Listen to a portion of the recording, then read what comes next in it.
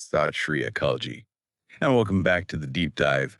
Today, we're getting into something really special, a piece of timeless wisdom from the couplets penned by Guru Teg Bahadur Ji.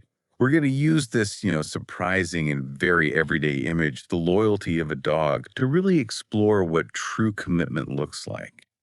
Specifically, we're unpacking couplet number 45 to see what it asks of us, of our attention, our focus. It's a beautiful analogy and so profound. Guru Teg Bahadur Ji gives us the spiritual blueprint, really, by holding up a mirror. And that mirror is, believe it or not, a humble dog. The teaching starts right there with the line, just as a dog remains loyal to its master. And this isn't just about love, it's about something deeper, a kind of steadfastness. The dog's loyalty is completely unwavering. It's a continuous presence. It never leaves its master's side for some fleeting distraction. And that is the call for us to find that same obedient, devoted focus toward the creator within. Okay, let's unpack this because this is where the real life application gets really interesting for me. I have a friend who has a dog that never leaves his side. Seriously. No matter where he goes, the dog just follows, patiently, loyally, without a single complaint. And watching that absolute presence, I couldn't help but look at my own mind. How often does my mind just wander off, chasing distractions, desires, or some fleeting pleasure? We're always being pulled somewhere else. It was that contrast, the dog's total devotion versus my mind's constant motion, that brought me right back to the core idea. Quote, like a dog to its master, remain devoted to the divine. So I decided to try a little experiment, just for myself. Every morning, instead of reaching for my phone and just, endlessly scrolling, I took a few quiet minutes just to remember the creator, to focus my thoughts on gratitude and love. And slowly, I mean, it wasn't instant, but slowly, I noticed a change. My mind felt calmer. My actions became gentler. I started to feel this loyalty building inside me, not to things that fade, but to the one who is always there. Just like that loyal dog, my heart was learning to stay close to its true master. That's a wonderful practical application, and it's exactly the first step. But the couplet, it actually pushes us to an even higher level of commitment. The instruction is to remain devoted to the creator within with unwavering love and focus. That means one mind. Okay. Exactly. One mind, which asks for a singular feeling, a singular devotion.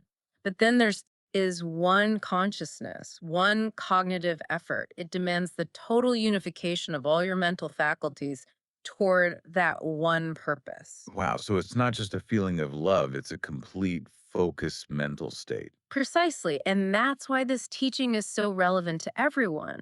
From an adolescent, grappling with changing interests and who they are, all the way to someone in old age, reflecting on what their life was all about. The struggle to maintain commitment is just universal. I make so much sense. It's one thing to feel devoted when life is good, but to maintain that one consciousness when the world is throwing a million shiny distractions at you. I mean, that's the real challenge. That distinction is key. You see, the dog's master is physical, but our master is internal. We have to make sure our focus aligns with things that don't perish. So called worldly things are just the pursuits that fade, temporary praise, wealth that comes and goes, status. The things we spend so much energy chasing. Exactly. When we channel that intense, complete loyalty we're identifying our highest purpose, we're committing to something that leads to lasting peace, not just another cycle of temporary gratification. It is genuinely incredible that this was written by Guru Teg Bahadur Ji all those centuries ago. It feels like the perfect guide for modern life.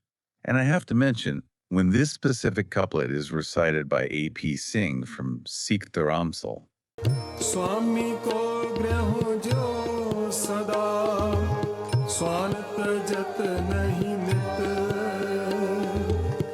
Nanak एह विध हर पजो एक मन हो एक चित. wow, the original words, they just sound so incredibly lively and powerful. It really highlights the depth of this timeless wisdom. What's so amazing is how practical it is. It's not just philosophy, it's an action plan. The real takeaway is that we have to regularly assess what we're loyal to. Are we giving our singular focused consciousness to things that will just fade away, or to that eternal devotion, the kind modeled by that faithful hound? It really leaves you with the question to think about, doesn't it? What stands out to you about your current commitments? A very powerful question to reflect on. Before we go, please don't forget to like, share, and subscribe. Share this deep dive with your family and friends so not only you, but they too can learn and grow together on this path. Sat Shri Akalji.